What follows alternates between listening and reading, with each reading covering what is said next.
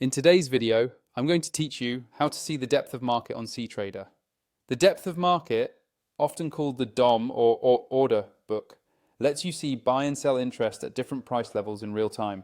It's a powerful way to gauge liquidity, the spread, and where supply or demand may be stacked, so you can make more informed decisions. First, launch Ctrader on your computer or open the web version in your browser and sign in to your trading account. Give the platform a second to connect to your broker's servers. The DOM depends on live data, so a stable connection matters. If you've just updated the app, a quick restart can help everything load cleanly.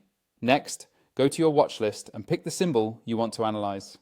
Click the symbol to open its chart. Depth varies by instrument and by broker, so if you don't see much volume, try another symbol or check that the market session is active.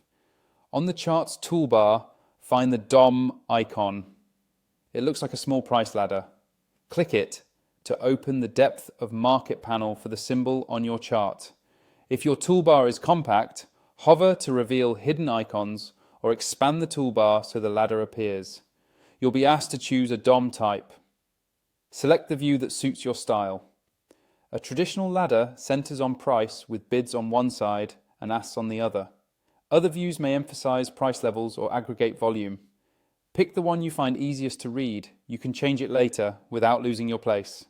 Now read the DOM. Prices run vertically, with buy orders typically shown on the left and sell orders on the right. The best bid and best ask bracket the spread, and you'll often see them highlighted. Each row shows how much volume is available at that price. Watch for large clusters that can act like temporary support or resistance, and be aware that orders can appear and disappear quickly. The DOM updates continuously, so focus on recurring liquidity rather than single flickers. Finally, resize and dock the DOM so it fits your workflow. Drag its edges to adjust height and width, or drag the panel by its header to dock it beside, below, or above your chart. You can also float it on another screen. When you're happy, save your workspace so this layout opens automatically next time.